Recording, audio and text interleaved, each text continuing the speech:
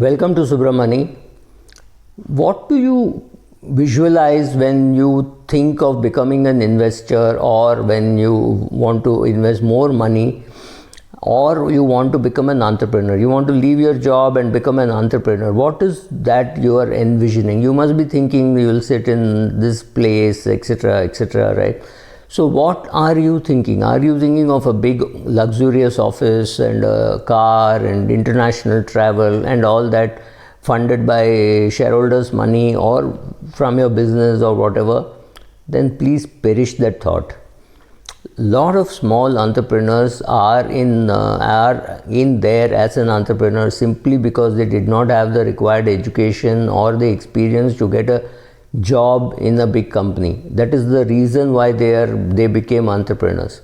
If they had got a job, if today a guy gets a job in the mutual fund, he will not harbor the thoughts of becoming a mutual fund distributor, right? The odds just are not in your favor. So first of all, if you want to do business, do a lot of research. And like Sam Manekshaw said, 364 days of preparation for 361 days of preparation for a 4-day war. That is exactly what it should take. Take a lot of time, because it's a one-way street. If you leave your job in a good company to become an entrepreneur, it's a one-way street. Be ready for tremendous amount of pain. It's not small, right? You could lose. I mean, I lost everything at the age of 30, right? My broker defaulted and I couldn't default. I wish I had defaulted, but I couldn't default. So he defaulted, he went away, didn't pay a pie. So that was a huge amount of money lost. So I'm not translating into how much money. I'm not trying to buy sympathy, but I'm just trying to say risk can come from the most unexpected sources. Actually, risk gives you a hint, but you ignore the hint for whatever reasons. We all do that, right?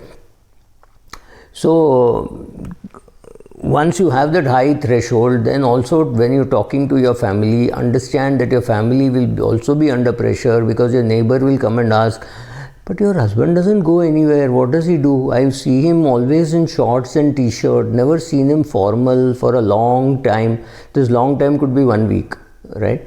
So you're slightly better off if you can afford the cash flow to dress properly, like going to office and taking a office space somewhere nearby for 4,000, 5,000 rupees. If you can get that, it's just a place where you go and share space, workspace kind of a thing.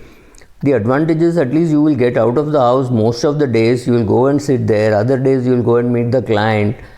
At least your family will not have to take the pressure of society to say, why is your husband at home all day?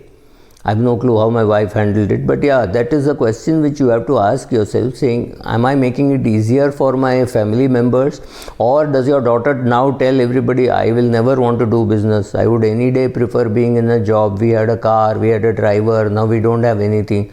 I have no clue how your children are interpreting what you're doing, how your spouse is interpreting what you're doing. So, and whether you're good in your business. The market is very cruel. Market does not pay you salary in advance. Look at an employee. Employee can come and crib and say, oh, their company is paying me only 6 lakhs, I deserve 50. For an entrepreneur, you start off, you make the product or you source the product, then you supply it, then you keep asking for feedback, and then one day he says, I don't want, just take it back, right? These kind of things happen. So as an entrepreneur, you have to be ready for that kind of tremendous amount of pain which happens. Epidemic like this, COVID, has wiped out people who have been in business for 10 years, 15 years. They've completely been wiped out. How are they going to live? How are they going to manage?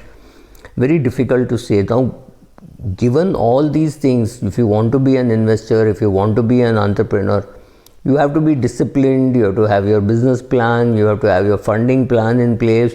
Without doing all that, don't quit your full-time job if you have any.